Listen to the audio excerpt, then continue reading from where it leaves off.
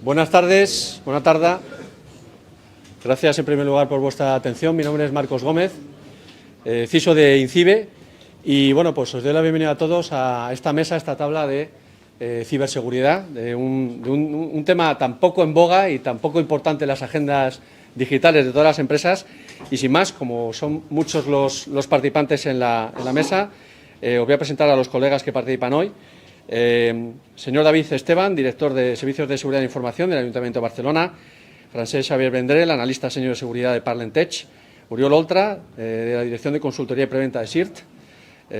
Jordi Val, de Cybersecurity Sales Specialist a Telefónica. Antonio Sánchez Maroto, Regional Cybersecurity Business Development Leader, Marketing Grandes Empresas de MasOrange. Y finalmente, doña Simona Ramos, profesora de la Universidad Politécnica de Barcelona, School of Management. Así que nada, bienvenidos. Voy a intentar situar un poco la mesa y luego vamos a hacer algunas preguntas intentando que todos ustedes puedan participar, si tenemos tiempo. En primer lugar, voy a dar unas cifras para situar un poco el ámbito de la ciberseguridad de las TIC en esta diada, y también algún tema relativo con aspectos bastante actuales. En primer lugar, bueno, pues algunos datos relativos a cómo está hoy el ciberespacio. Solo voy a dar uno, por ejemplo, más de 60.000 millones de dispositivos conectados, tanto de Internet de las Cosas como de Internet industrial de las cosas. Tecnologías que ahora mismo están muy en boga: inteligencia artificial, Big Data, Cloud Computing y, por supuesto, también se empieza a hablar mucho de la computación cuántica y poscuántica. En temas el otro lado del mal, de los cibermalos, pues os doy un dato de INCIBE. El año pasado gestionamos más de 83.000 incidentes y detectamos más de 180.000 dispositivos o sistemas conectados a la red vulnerables con algún problema de seguridad. Y finalmente también la capa de normativa y de regulación que sabéis que, bueno, pues en los últimos 6-8 años pues ha despegado tanto en el ámbito europeo como en el ámbito internacional. Y en el ámbito nacional sabéis que estamos en proceso de la transposición de la directiva NIS2, que se tenía que haber transpuesto hace unas semanas, concretamente el 16 de octubre.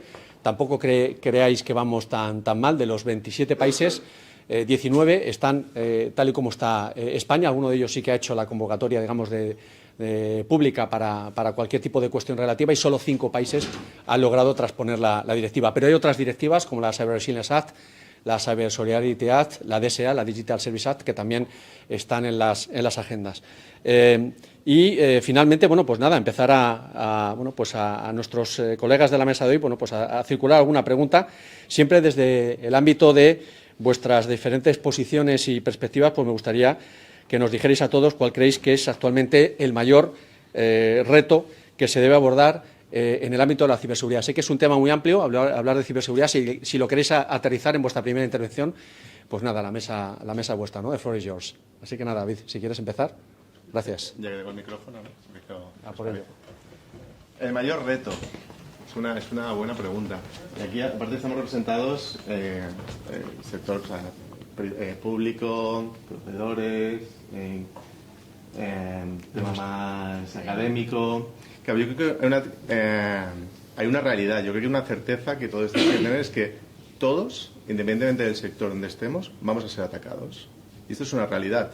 Y lo que va a marcar la diferencia es realmente cómo de preparados estamos para afrontar este ataque, para dar respuesta, para reaccionar.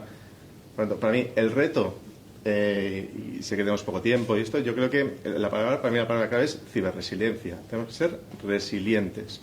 Tenemos que tener claro cuáles son nuestros servicios críticos. Tenemos que proteger nuestras joyas de la corona. Solo así realmente podremos dar respuesta nosotros a los ciudadanos. Al final, Ayuntamiento de Barcelona, ponemos al ciudadano en el centro, garantizando que los servicios se ofrecen con la calidad adecuada. Seremos capaces de realmente dar respuesta a nuestro fin último, que es la respuesta a los ciudadanos. Por tanto, el reto es ser ciberresiliente. Muy bien, gracias, David. Saber. Buenas. Cuando me leí la convocatoria estuve pensando de qué comentar o de qué hablar, visto el perfil de mis compañeros, y solamente mi enfoque va a ser una pequeña parte, que es lo que veo ahora mismo el peligro más importante relacionado con la inteligencia artificial.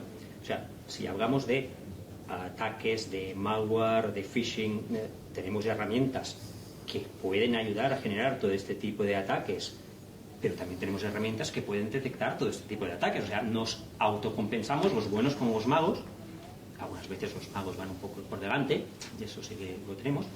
Pero sí donde veo el gran problema es que muchos de estos ataques, sobre todo en empresas medianas y pequeñas, recae en el usuario. El usuario acaba dando paso a que el ataque tenga éxito. Y que la inteligencia artificial ayude a que tenga más éxito es seguramente donde hay el gap. El phishing tradicional, todo el mundo ha aprendido cómo es el phishing con inteligencia artificial. Los usuarios aún no han aprendido que les pueden llamar con su voz de su superior o de sus más allegados. ¿Qué pasa? Que aquí es donde veo que aún los usuarios no han aprendido o no han entendido que existe todas estas cosas, y es donde tienen los magos la oportunidad. Y aquí es donde más va a costar tapar este agujero entre lo que sabemos y lo que nos viene. El resto de cosas, herramientas para detectar malware generado por inteligencia artificial, pues tenemos otras herramientas que hacen exactamente lo contrario. Para detectar fallos de software, pues tenemos herramientas de inteligencia artificial que nos ayudan a encontrarlo antes. Pero la parte del usuario es donde creo que aún nos falta mucha formación.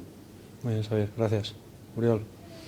Yo, como hago consultoría, normalmente lo que hago es copiar. Así que yo cogeré lo que él dice y lo que hago es un poquito expandir.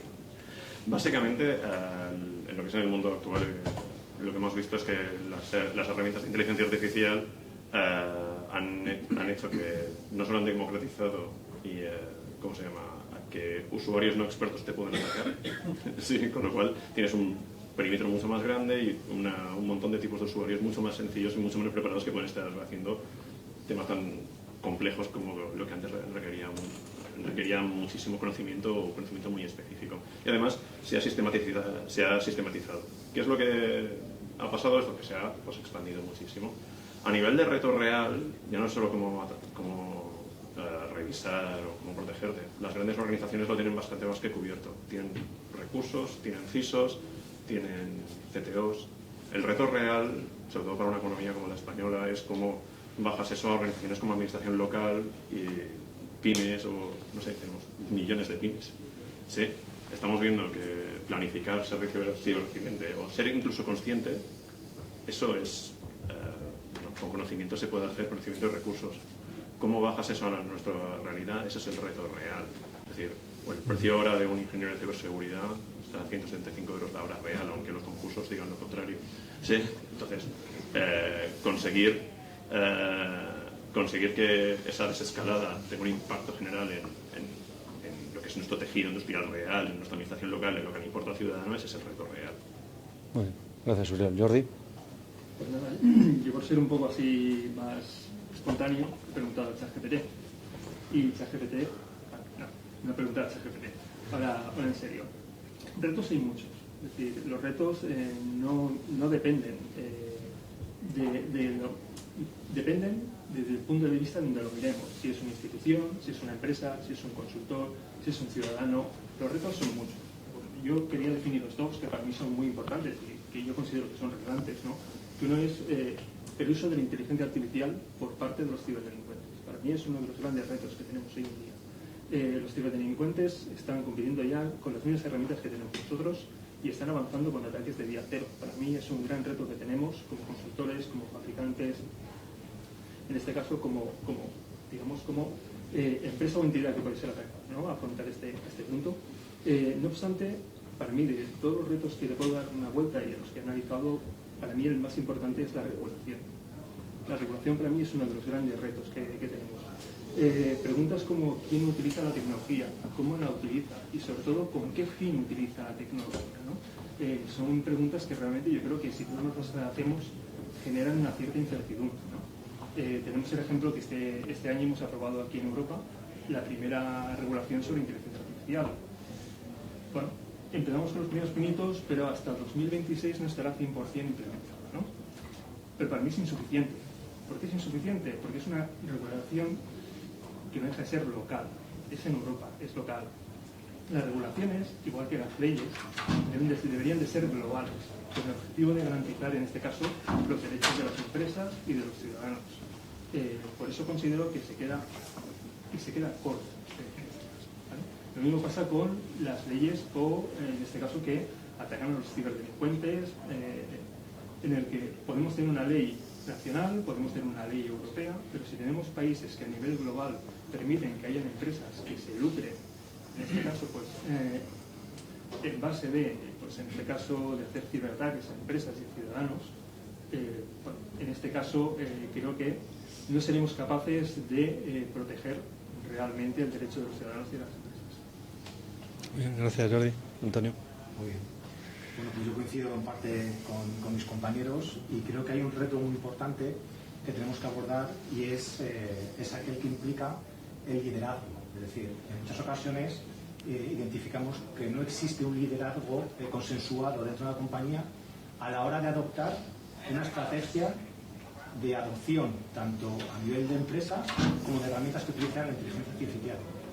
Es decir, al final hay diferentes grupos organizativos, cada uno de los cuales tiene, bueno, pues, o identifica claramente cuáles pueden ser los casos de uso donde se puede aplicar la inteligencia artificial, ¿no? Tanto la parte de negocio, operaciones, sistemas, por qué no hablarlo también dentro de recursos humanos. Y al final esto tiene una implicación muy grande y lo que requiere es que alguien se haga responsable de esa gobernanza, la gobernanza de la inteligencia artificial. Al final la implantación de una ley en una compañía tiene implicaciones no solo a tu grupo organizativo, sino a los que están, digamos así, por debajo, ¿no? Al final es algo que hay que mantener, gestionar, operar. Esto se complica además si la empresa es multinacional y trabajamos en compañías donde pues existen países que tienen diferentes regulaciones a la nuestra. Eso al final, ¿qué implica?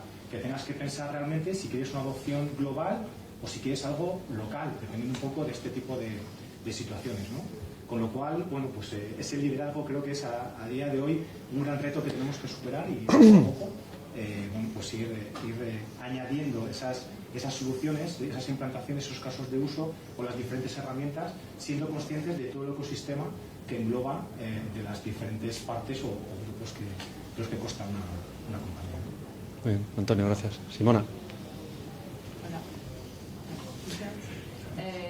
De mi área, que es de investigación y cybersecurity policy, puedo decir que el reto más grande hoy en día, especialmente en Europa, es tratar de construir marcos regulatorios que, de un lado, protegen el usuario, la sociedad, pero al otro lado también promueven la innovación, porque tenemos ese problema, que por ejemplo en Estados Unidos o en China no hay ese tipo de regulación. Por el otro lado, la ideología de la Unión Europea es proteger el usuario, ¿no? Así que, ¿cómo podemos hacer esto? Una de las herramientas es tratar de incentivizar un tipo de, no sé, de colaboración entre industria, los reguladores, la academia también. Creo que eso es importante y es un reto grande. Muy bien, Simona, muchas gracias. Si vais devolviendo el micrófono para acá. Resumen rápido de esto, que es muy importante todo lo que habéis dicho. Gracias a todos por no repetiros, porque incluso Simona, que ha mencionado el tema de regulación, lo ha mencionado con un apellido importantísimo, que es el tema de innovación. Así que ciberresiliencia, concienciación, aterrizar la problemática, aterrizar, por ejemplo, la aplicación de la IA y de la ciberseguridad en el ámbito real, la problemática real. También mencionaban que el talento vale dinero. Por daros un dato aquí, en el último estudio que hicimos en INCIBE de necesidades de talento, y creo que nos quedamos cortos, 70.000 profesionales solo en el ámbito de la ciberseguridad en España, cerca de 400.000 en Europa y más de 1 millón en todo el mundo. O sea que creo que nuestras universidades y centros educativos tienen mucho que trabajar.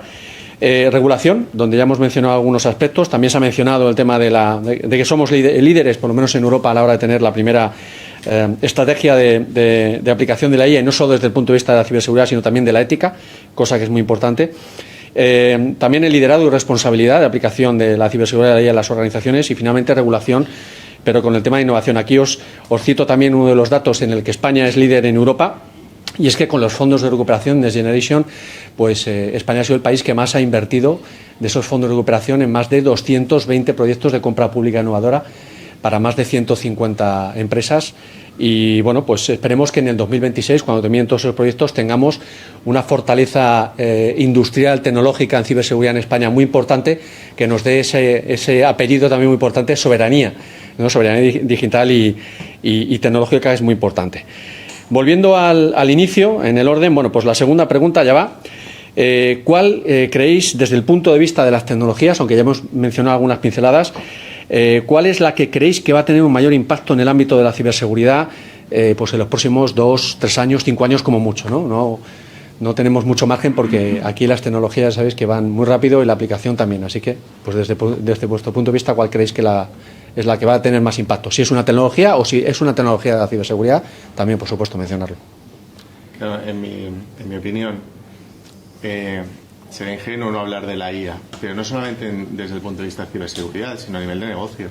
¿Qué es la IA? Yo creo, un anuncio, la IA no nos va a destruir, no va a destruir el mundo, al menos a corto plazo. No sé, más adelante, pero lo que está claro es que la IA lo que te permite es democratizar la capacidad intelectual. Eso es una realidad. Igual que el cloud en su momento democratizó el acceso a storage, el acceso a procesamiento de datos. Las empresas que no adopten una estrategia de IA, las empresas que realmente no vayan hacia un modelo de IA, pues es posible que les pase como las empresas que no adoptan una estrategia de cloud, que luego tengan camino por recorrer. Y ya no hablamos de ciberseguridad, hablamos a nivel global, a nivel de negocio. La realidad ahora, y dejadme ser un poco polémico también, si pensamos en la IA, en los casos de uso, porque yo estoy de acuerdo, hay que buscar los casos de uso, hay que tener casos de uso, pero si vamos a modelos de IA, o modelos que tienes que construir tú, es muy complejo. Necesitas tener buenos datos, no te sirve cualquier dato, un buen modelo, o sea, hay mucho tiempo de aprendizaje. Si vamos a modelos ya existentes, a plataformas existentes, le estamos hablando de plataformas que yo creo que el caso de uso de éxito es que te haga un resumen de lo que has hablado por Teams. Hay mucho camino por recorrer, es la realidad, pero obviamente es una tecnología disruptiva y que va a cambiar la forma en cómo pensamos los procesos, en cómo hacemos la operación, igual que hace 5 años nos cambió el cloud, o 10 años. Gracias, David. A ver, es una pregunta complicada porque al final todos vamos a hablar más o menos de lo mismo, que es la IA, cómo aprovechamos la IA y cómo la usamos para temas de ciberseguridad. Uno de los retos muy importantes es, y creo yo, estamos alimentando la IA a día de hoy con datos bastante reales, o sea, lo que sacamos de Internet, pero esto se va a acabar. Llegará un punto que Internet tendremos mucho contenido también generado por IA, que vamos a alimentar a nuestra IA, que va a generar más datos que se van a colgar a Internet, que vamos a crear un bucle que tenemos que empezar a pensar cómo no hacer esto, que los datos que utilicemos en la IA para que aprenda la IA sean datos reales y que los podamos aprovechar para correlacionar eventos y detectar zero days o agujeros pero claro, esto necesitamos herramientas que sean útiles, bien construidas y que no dependa de lo que ellas mismas han creado. Pues creo que es uno de los retos más importantes que tenemos. Ya no vamos de poisoning, o sea, de alimentar con datos alterados, otras cosas que en principio esperemos que sea más complicado en IAs de este tamaño, pero sí que se alimenten con datos reales para poder aprovecharlos de verdad. Gracias, Javier. Bueno, como han dicho mis compañeros y todos, al final todos el título de la historia graftiva sobre la IA. Pues yo quizá más que focalizarme en la IA, lo que explicaré, lo que es la estructura tecnológica, viene más bien con los datos, lo que hemos dicho, ¿vale? Nosotros estamos, desde uno de los proyectos algún proyecto de estos de los que he hablado de CupraCoin estamos participando, somos agraciados, innovadores, al menos nos han reconocido como seguro que sí. En el que creemos que conceptos como la cadena de custodia de los datos para garantizar lo que es la integridad y validez de los datos es realmente clave. De hecho, a día de hoy, si miráis un poquito las noticias, observaréis que en Estados Unidos empieza a haber algunos tribunales que cosas que para nosotros parecen increíbles, que es que grabaciones las están invalidando porque se pueden haber generado por IA y no hay ninguna validez. Vídeo, voz, audio, videocámaras, ¿sí? Conceptualmente eso tiene un impacto increíble. ¿Por qué? Porque todo lo que hemos construido en base a procesamiento legal está en tela de juicio porque se puede reproducir por una grabación de un móvil. Esto se ha hecho por IA o no.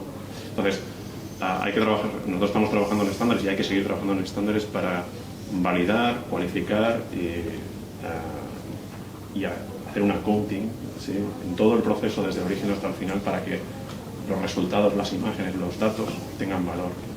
Y otro tema muy importante es cómo esos espacios de datos donde vamos a estar entrenando las estructuras innovativas llevamos la autorización del uso de los mismos, cómo protegemos, necesitamos validarlo, pero cómo protegemos lo que es el derecho sobre esos datos, sobre lo que es la soberanía del dato ciudadano, que es el que tiene realmente un valor. Entonces, tecnologías que parecían blufeadas, como el blockchain, la propia inteligencia artificial en transversal, ¿vale?, en saltos. Eso es lo que son vías de trabajo que tenemos que hacer para garantizar que todas estas estructuras de ciberseguridad pues se mantengan íntegras, se mantengan válidas y que cosas tan sencillas como que si me filman robando, sí, me voy a la cárcel, pueda seguir pasando. Pues en mi caso, por llevaros la contraria, no hablaré de inteligencia artificial, sino creo que la tecnología que será más disruptiva y que más afectará a la ciberseguridad en los próximos años es la computación cuántica. Para mí es un hecho y yo creo que será irrefutable. Pensad que las pruebas que se han realizado ya con la computación cuántica, ya hay computación cuántica, y los márgenes teóricos que se han analizado hacen que los algoritmos criptológicos que tenemos actualmente queden obsoletos. Los algoritmos criptológicos, ¿no? ¿De qué sirven los algoritmos criptológicos? Bueno, para empezar, por ejemplo, la banca, todas las transacciones que hacen, todas son en base a sistemas criptológicos. Si tenemos en cuenta, en este caso, que un equipo de computación cuántica es capaz de descifrar un algoritmo en menos de una hora o en minutos, cuando los equipos que tenemos actualmente podrían tardar años, bueno, creo que tendrá un gran impacto a la hora de que, por parte de la ciberseguridad, tendremos que adaptarnos a este nuevo reto y, sobre todo, buscar soluciones que eviten que esta tecnología llegue a manos de cibercriminales. Hay estudios que dicen que la tecnología, en este caso de computación cuántica, llegará en unos 5 o 7 años y estará en manos de los cibercriminales. Eso quiere decir que tenemos que correr mucho. 5 o 7 años está muy cerca.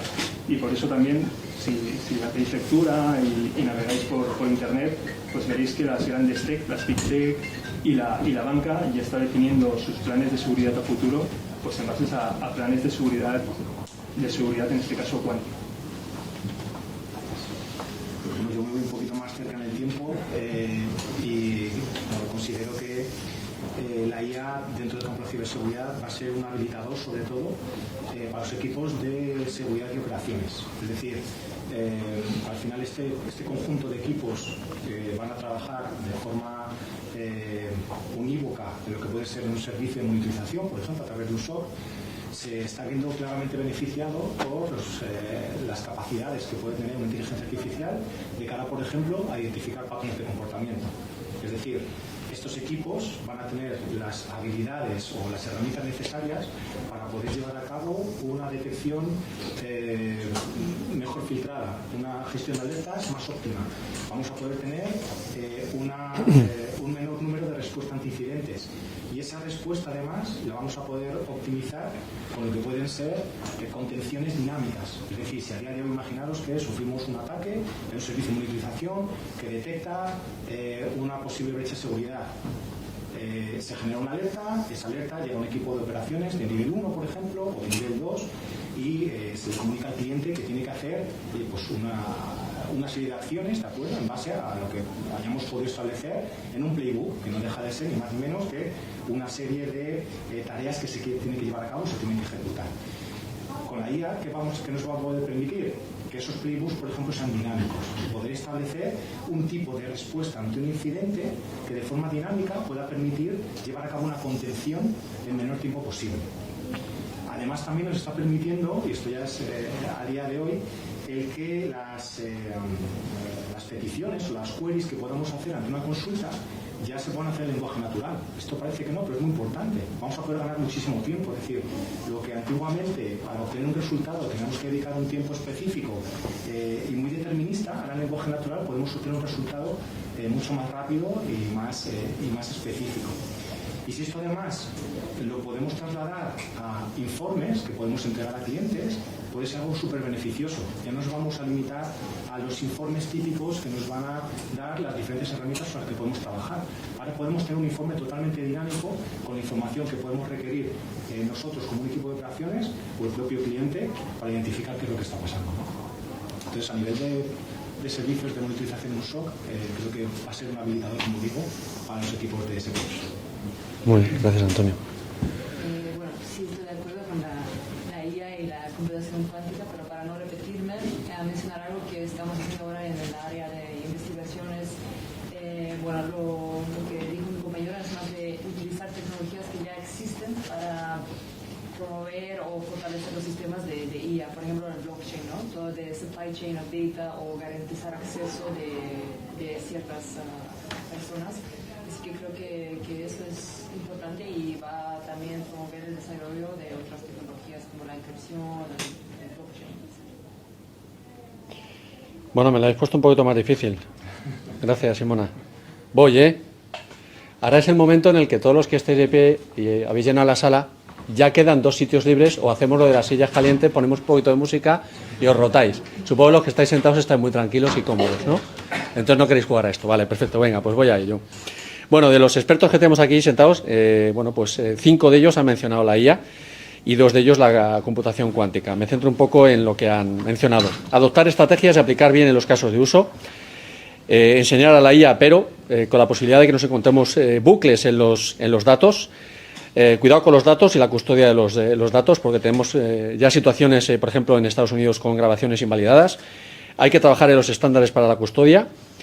Aquí os cito un proyecto europeo relacionado con temas de innovación que comentaba Simona, que está trabajando el Fraunhofer con la Comisión Europea, que son los espacios de datos, que a finales de 2026 también verá la luz, y en la que todos estos temas se están comentando, es decir, acceso a espacios de datos, las tecnologías que se apliquen sobre lo mismo, no solo Big Data, sino IA o computación cuántica y el modelo de gobernanza, bueno, pues van a estar en juego, y donde toda la parte esa de custodia y protección de la información, bueno, pues salvo que la computación cuántica rompa el cifrado de esos datos, si se cifran con otra computación cuántica, pues veremos lo que pasa, ¿no? Y la IA como habilitador en el presente, en la detección y monitorización, en la optimización de la respuesta y garantizar. Me ha parecido muy interesante también, Simona, la cadena de suministro, ¿no? La supply chain. Se me ocurren dos preguntas rápidas, aparte de la tercera que tenía aquí escrita, que vamos con tiempo y la voy a lanzar, porque lo habéis dejado caer, alguno de vosotros. Por ejemplo, la computación cuántica, pues mencionabais que romperá las reglas del juego, ¿no? Entonces, la pregunta que me surge aquí es, y que estará en las manos de los criminales en 5 o 7 años, ¿no? Si ahora IBM le ponía el precio inicial a un computador cuántico de $9 millones, que vamos, yo no los gano en 2 semanas, 2 semanas y media, no sé vosotros, pero vamos, que un cibercriminal no maneja esas cifras, maneja cifras mucho más grandes. Lo que no creo es que IBM tenga una página en la Deep Web o la Dark Web donde venda su computador cuántico, aunque sea el Commodore 64, el más pequeñín, ¿no? Pero bueno, en cualquier caso, es verdad que seguramente los cibercriminales tendrán acceso a estas tecnologías, y la pregunta que a mí se me antoja es, no solo para la IA, sino también para la computación cuántica y viceversa, ¿creéis que debe regularse en qué manos está? Que la administración, ya no digo europea, ¿no? Sino, por ejemplo, la nacional, por aquel tema que comentaba, soberanía digital, ¿creéis que, oye, vais a tener IA, igual que tenemos centro de supercomputación, ¿no? La estrategia de la IA, uno de los presupuestos de los 3.600 millones de euros que se asigna es a mayores centros de procesamiento de datos y ampliar también la capacidad de los supercomputadores en España, Mare Nostrum, Skyle, etcétera, etcétera.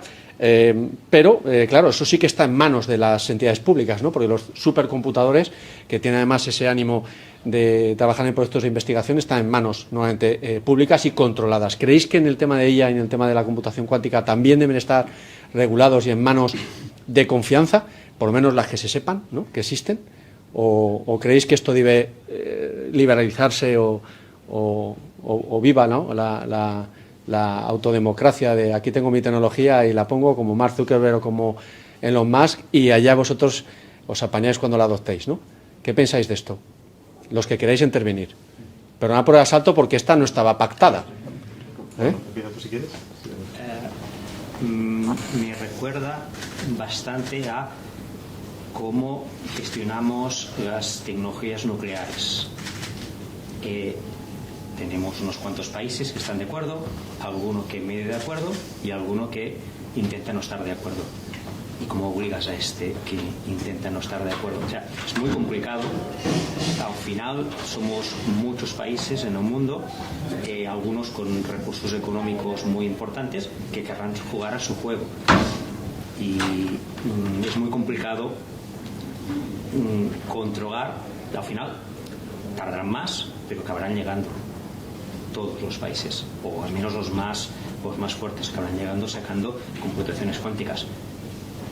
Lo veo muy complicado. Sería muy bonito poder regular todo el mundo, pero lo veo complicado. ¿Más opiniones? A ver, esto, yo creo que en los años 60 un PC que tenía menos potencia que el móvil, seguramente también mejor estructurado que mi móvil, porque lo tengo hecho lleno de correo sin leer, pero valía los equivalentes o superiores.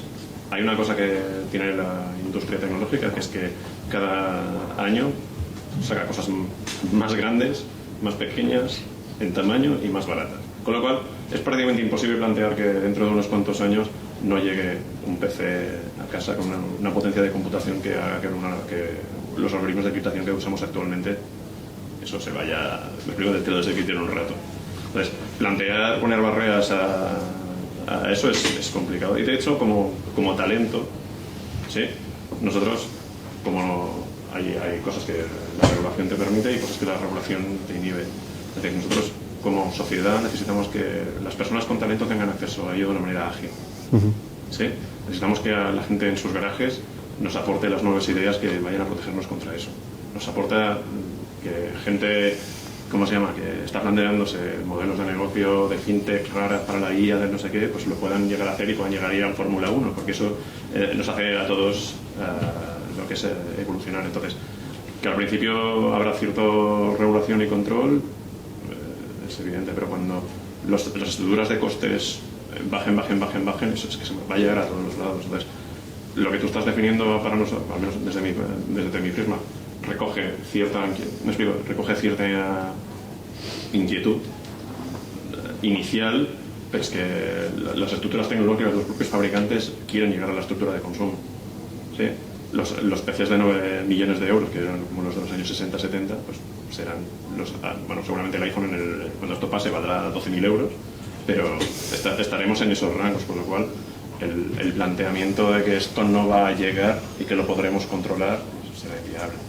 ¿Sí? Entonces, de hecho hay temas de computación cuántica, de procesadores orgánicos que usan proteínas, que es que sus costes de fabricación, más que son poco estables y tienen tasas de errores muy grandes, pero sus costes de fabricación son muy bajos. Entonces, no sabemos a dónde nos va a llegar, con lo cual, como sociedad lo que tenemos que intentar es regular los usos y que estemos protegidos regulatoriamente, pero plantear que esto va a llegar sí o sí, porque si no nos vamos a quedar atrás como sociedad. Entonces, eso tampoco es una cosa que no nos podemos permitir. Muy bien. Yo en parte opino mismo que Uriol, es imposible ponerle vallas al campo. Es decir, hay países emergentes o ya no emergentes, muy potentes tecnológicamente, como puede ser China, que ya están trabajando y han entrado en esa batalla por generar ordenadores cuánticos por inteligencia artificial, nuevos procesadores. Es imposible pararlo. Esto, tendremos de aquí poco tendremos un ordenador cuántico en el bolsillo, ¿no? Igual que tenemos un móvil, pero sí que es importante. El doctor me dice que tenemos unas gafas. Sí, perdón. Yo creo que sí que es importante contenerlo durante un periodo de tiempo. Es decir, contener tener esa tecnología controlada, mientras no somos capaces de ver qué riesgos pueden generar y que somos capaces de afrontar esos riesgos, ¿vale? Al menos en una pequeña medida. A partir de aquí, lo que he comentado antes, tiene que haber una regulación.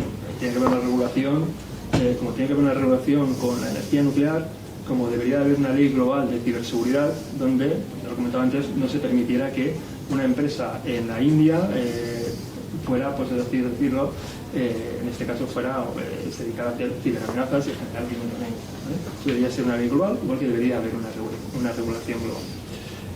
Como comento, es imposible ponerle variedad al campo y esto va a seguir creciendo y llegará un momento en que la computación cuántica, los nuevos procesadores llegarán a estar en la casa de cualquiera de nosotros. Bien, gracias. Pues, un poquito más que comentar, muy de acuerdo con el ejemplo que han puesto de las centrales nucleares, puesto que al final hay que evaluar un poco cuál es el coste-beneficio y hasta que ese punto llegue a ser un poco más accesible a los diferentes países, tiene que haber una regulación a nivel mundial donde se pueda identificar pues, precisamente cómo va a ser consumido, de qué manera y cuáles van a ser los objetivos buscados tanto para hacer el bien en este caso como el peligro que puede llevar a cabo un ciberdelincuente que pueda tener acceso a este tipo de tecnologías. Un poquito más. Simona. Yo creo que la regulación europea es más a favor de los pequeños startups, el hecho de incrementar el uso público de computing power, de los datos también. El hecho creo que el lado de regulación, si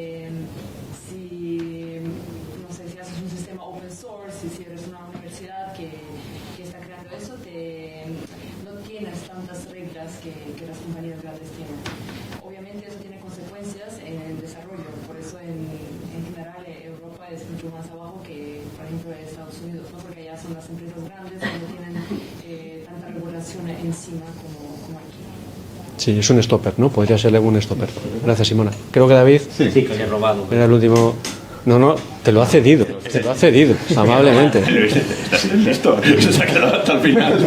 No, porque poco más que añadir. Aquí yo sí que me gustaría hacer una reflexión, sobre todo en el tema de la regulación.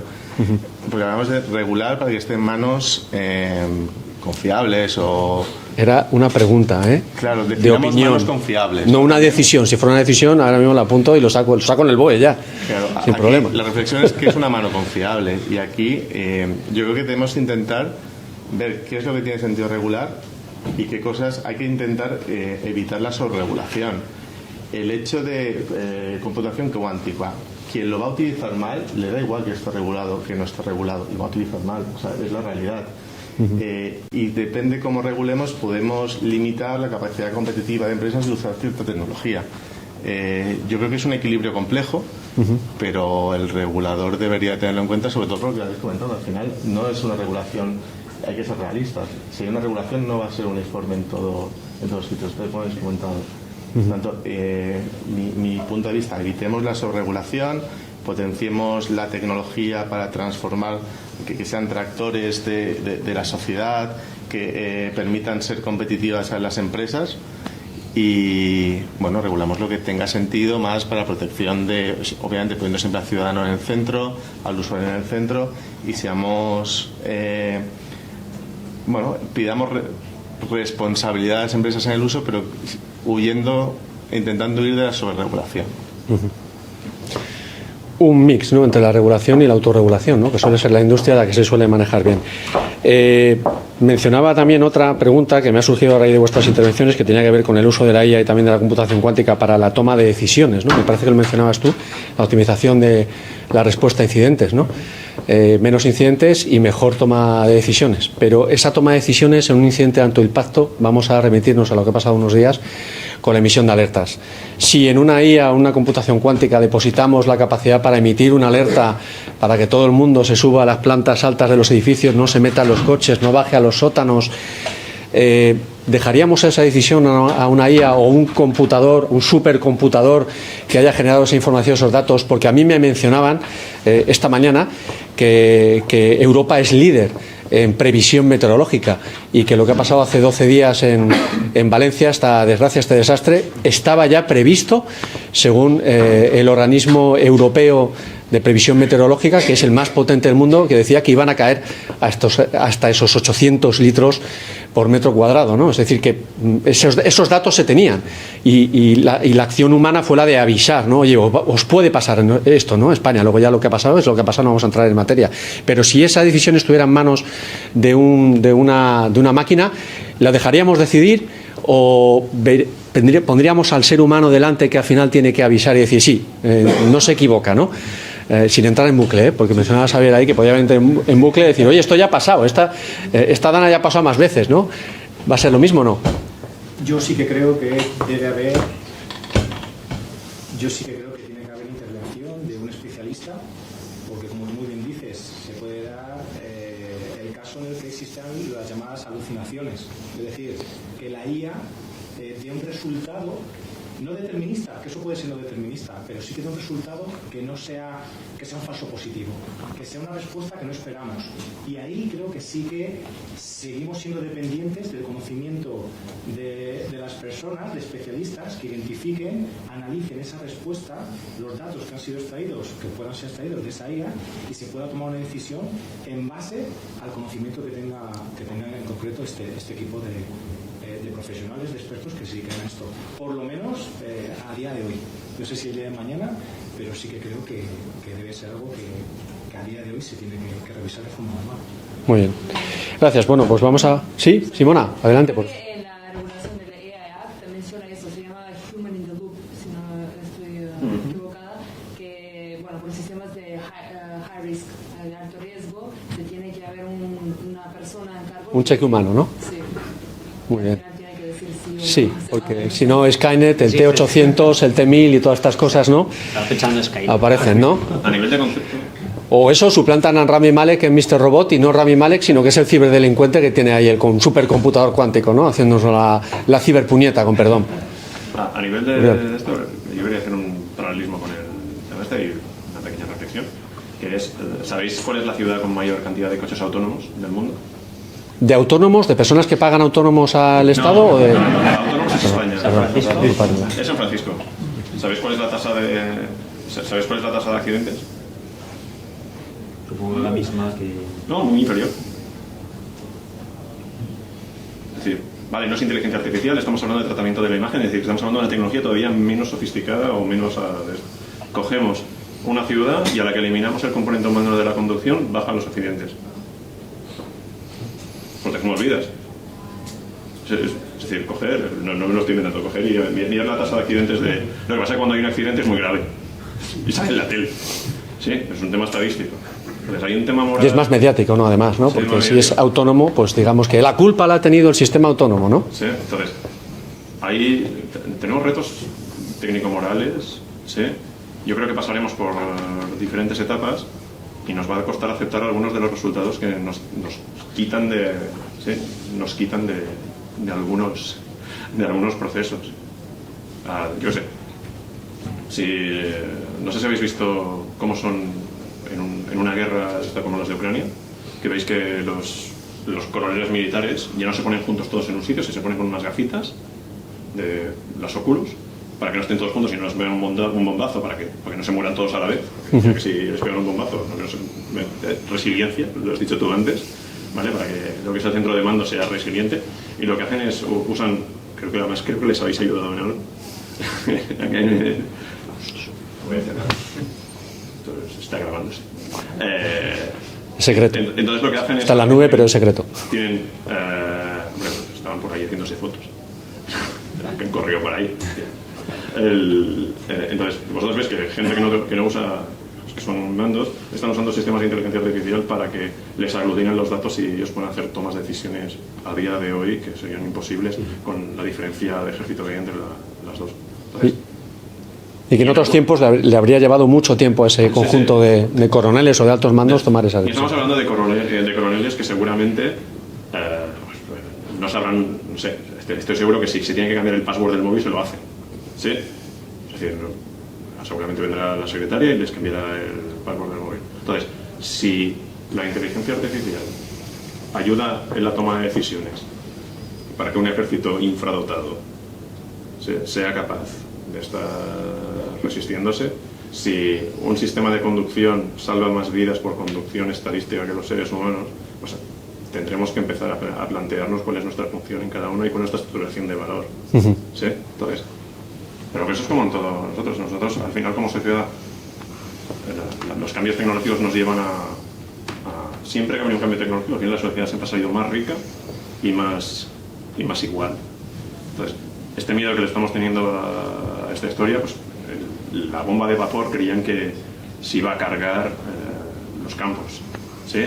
La industria, los coches, los móviles, los PCs. Esto cambiará, todos cambiaremos y algunas estructuras de decisión cambiarán y las tomarán las máquinas y seguramente lo harán mejor que nosotros. Y tendremos que estarnos focalizando en dónde vamos a aportar el valor, que es, como sociedad o como individuos, a lo que yo creo que lo que nos tenemos que focalizar. Muy interesante, Oriol. Y yo aquí muy brevemente, si me perdonáis. Claro, aquí estamos, y yo coincido con Oriol y quizá discrepo un poco del resto. ¿Por qué pensamos que un operador va a tomar una decisión mejor que la que puede tomar una IA? Esto es un tema. ¿Y por qué creemos que un operador no tiene un sesgo o no tiene, al final, igual que puede tener la IA? Yo estoy igual, coincido igual. Y hay un tema que se ha mencionado al principio, hay una carencia de profesionales de seguridad. ¿Cómo se cubre, no? ¿Cómo se cubre esa Claro, carencia? ¿cómo se cubre? La IA es una oportunidad para cubrir esta carencia. Realmente, si tenemos un caso de uso en que la IA no puede tomar una decisión autónoma, quizá no es un buen caso de uso. Quizá realmente el caso de uso es aquel donde la IA puede tomar esta decisión de forma autónoma. Es donde realmente estamos aprovechando la tecnología.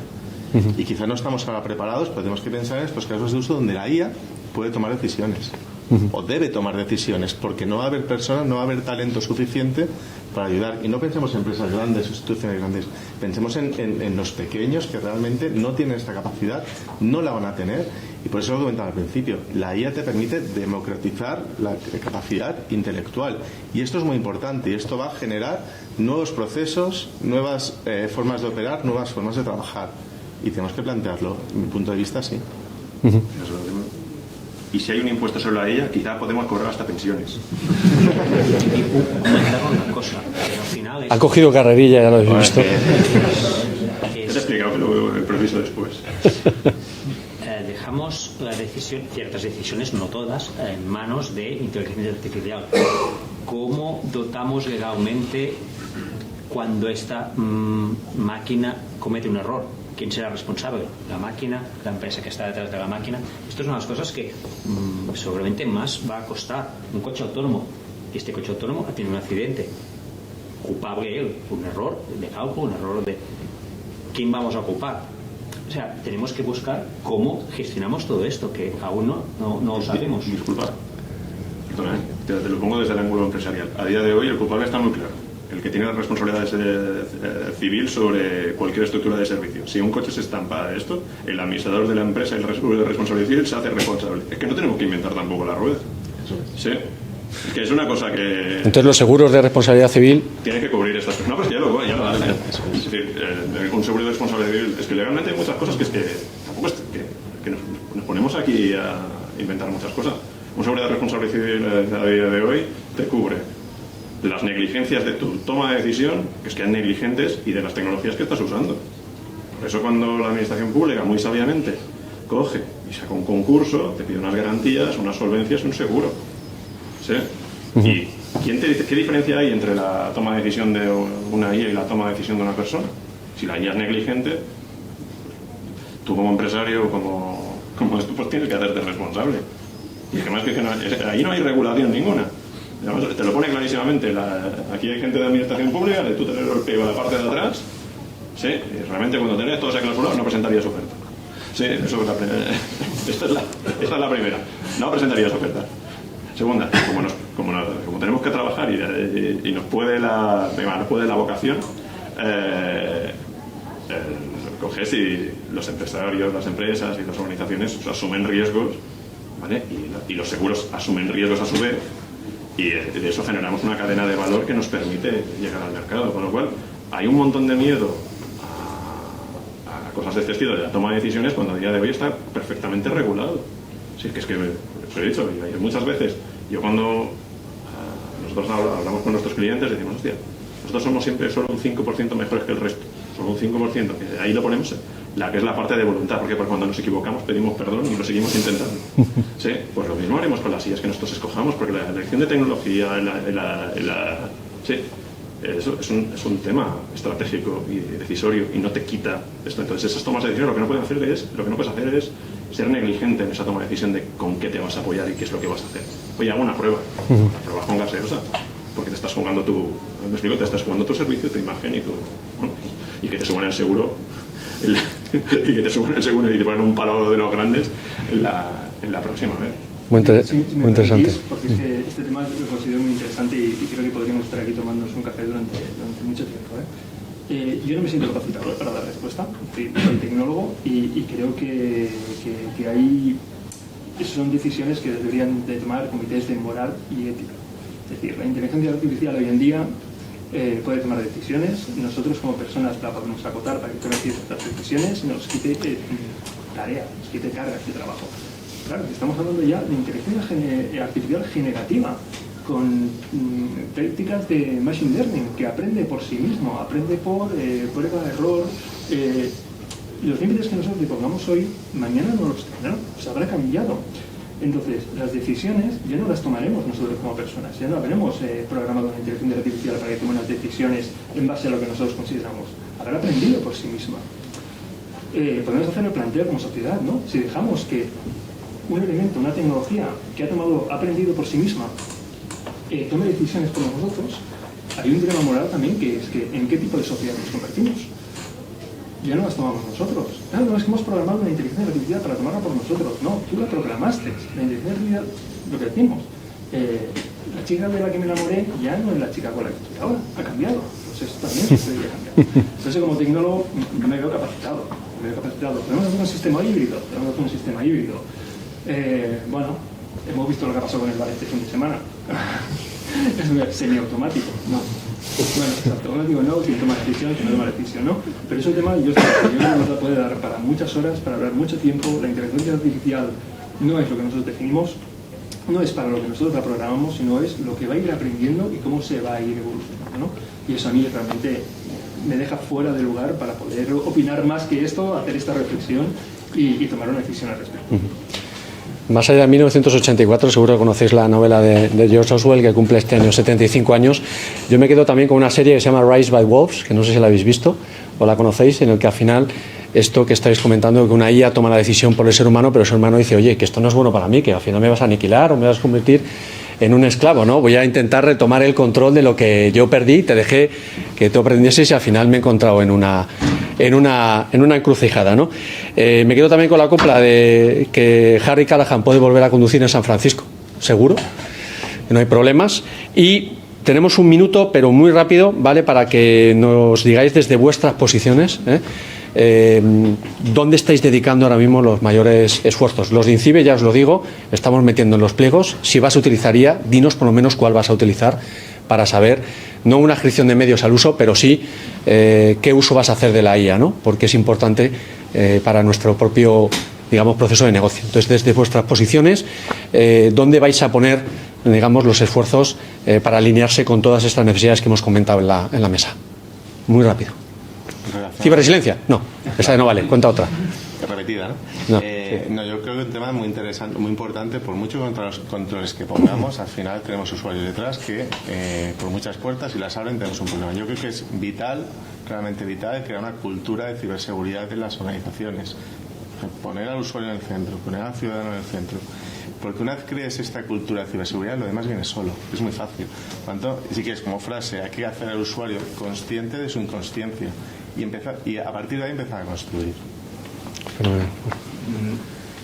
Un poco a broma, me gustaría que enseñara a la inteligencia artificial que haga mi trabajo y no tener que hacerlo. Pero creo que lo que tenemos que hacer es enseñar a usar correctamente la inteligencia artificial, no solamente los que nos dedicamos a esto, sino a todo el mundo, a ver las ventajas y los peligros, y que la gente deje un poquito este aura de uy, ¿qué es esto? ¿Esto me va a solucionar la vida o me va a dar problemas? No va a cambiar mucho, va a cambiar, pero con unos parámetros bastante parecidos. Lo que pasa es que tenemos que aprender todos y aprender hasta la gente que no le toque directamente. Todo el mundo tiene que entrar en esta rueda de cómo se usa, qué es, para qué sirve, las cosas buenas, las cosas malas de la inteligencia artificial. Muy bien. Bien. Bueno, supongo que se me ha notado que soy bastante believer del tema. Nosotros en nuestra organización básicamente hemos optado por abrazar el tema con bastante fuerza. Hemos montado incluso una estructura de organización específica en la que hemos puesto 25 personas por ahí.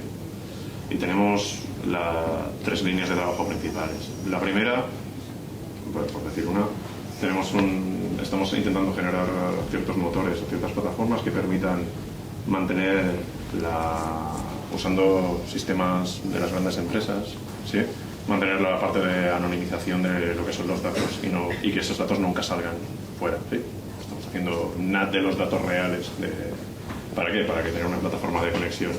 Incluso estamos haciendo que esta propia plataforma de conexión pueda hacer evaluaciones de los resultados de diferentes sillas para que te quedes con la que te está dando mejor. Es decir, estamos desarrollando portfolios de plataforma de conexión para balancear, para dar la estructuración de servicio.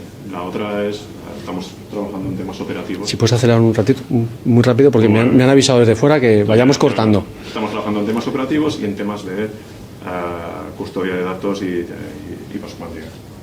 Gracias. Bueno, en nuestro caso también como corporación, pues también estamos en este caso, estamos ayudando a las corporaciones en consultorías de adopción de inteligencia artificial. Este para nosotros es uno de los grandes retos. Y en el campo que es la ciberseguridad, que es lo que a mí me abarca, pues, acompaño, pues, en este caso a los CISOs, ¿no?, en afrontar los riesgos, ayudarles a afrontar los riesgos que la inteligencia artificial les genera para sus corporaciones. Muy bien. Uno de los puntos más importantes que también abordamos es toda la parte de concienciación y prevención. Es decir, la parte de concienciación es fundamental. Yo personalmente tengo la suerte de trabajar en una compañía donde al cabo del año pues puedo hablar fácilmente con cientos de empresas muy pequeñitas y empresas muy grandes. Y en este sentido creo que es cuestión de seguir trabajando la concienciación, hacer ver a las empresas que te pueden mandar un código QR en el cuerpo de un correo, en un adjunto cifrado con contraseña, y que la mayoría de los empleados lo que van a hacer en primer lugar va a sacar el móvil, apuntar el código QR, pinchar y meter sus datos, ¿no? Entonces, la parte de concienciación es fundamental, sabiendo lo fácil que puede suponer para un ciberdelincuente llevar a cabo un ataque dirigido, y toda la parte de prevención, es decir, saber el riesgo que tengo expuesto en Internet, qué datos de mi compañía se pueden estar vendiendo, qué información puede estar expuesta en Internet y web, foros de hacking, foros de Telegram o algún tipo de data leak, y en ese caso, bueno, pues teniendo en cuenta estas dos tipos de análisis que se pueden llevar a cabo, en definitiva, el poder conseguir que cualquier tipo de empresa tenga una postura de seguridad robusta. Muy Es bien. algo que también como reto es súper importante. Muy bien, gracias. Simona. Del lado de European Cyber Policy, bueno, proteger los usuarios, pero también ayudar a la industria y los startups en crear esos sistemas de una manera ética, responsable y sostenible. Muy bien. No olvidéis que todavía el Kit Digital y Kit Consulting del Ministerio sigue dando ayudas, 500.000 empresas, y parte de esas ayudas se están dedicando a la adopción de ella, sobre todo en el entorno de autónomos y micropymes. Es decir, esa ventana está abierta, gastemos todo lo que podamos de esos fondos de recuperación para que no vuelvan a Europa, porque ya salieron de aquí en algún momento, ¿vale? Muchísimas gracias a todos por vuestras opiniones y por vuestras aportaciones, y bueno, un aplauso para ellos.